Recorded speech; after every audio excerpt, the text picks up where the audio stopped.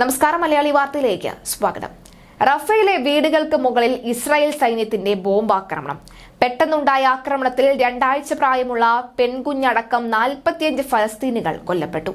തെക്കൻ ഗസയിലെ ഏറ്റുമുട്ടൽ മാസങ്ങളോളം നീളുമെന്ന് ഇസ്രായേൽ പ്രതിരോധ മന്ത്രി യോവ് ഗാലന്റ് പറഞ്ഞു.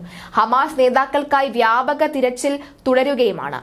വടക്കൻ ഗസയിലെ ഹമാസിന്റെ തുരങ്കങ്ങളിൽ സൈന്യം തിരച്ചിൽ തുടരുകയാണ് എന്നും ഹമാസിന് സാമ്പത്തിക സഹായം നൽകിയിരുന്ന പ്രമുഖനെ റഫേൽ വധിച്ചതായും ഇസ്രായേൽ അവകാശപ്പെട്ടു.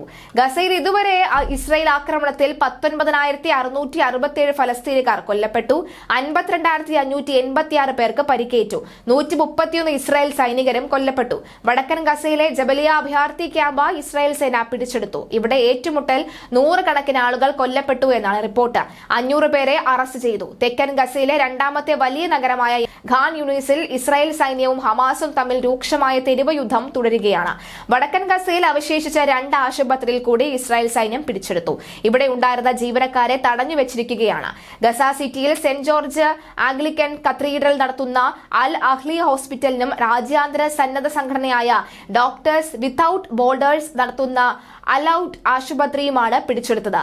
അൽ അഹ്ലിയിൽ ഗുരുതരമായ പരിക്കേറ്റ 100ഓളം പേരെ ചികിത്സിക്കാൻ ഇനി 2 ഡോക്ടർമാരും 4 നഴ്സുമാരും മാത്രമാണ് ഉള്ളത്.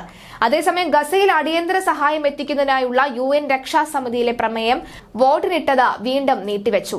UAE അവതരിപ്പിച്ച പ്രമേയം US വീറ്റോ ചെയ്യുന്നത് ഒഴിവാക്കാനുള്ള ചർച്ച തുടരുകയാണ്.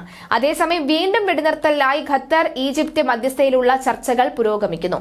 ബന്ദികളെയും തടവുകാരെയും പരസ്പരം കൈമാറിയുള്ള കരാറിനാണ് ശ്രമിക്കുന്നത്. ചർച്ചകൾക്കായി ഹമാസ് മേധാവി ഇസ്മായിൽ ഹനിയ ഇന്നലെ ഈജിപ്തിലെ കൈറോയിൽ എത്തിയിരുന്നു.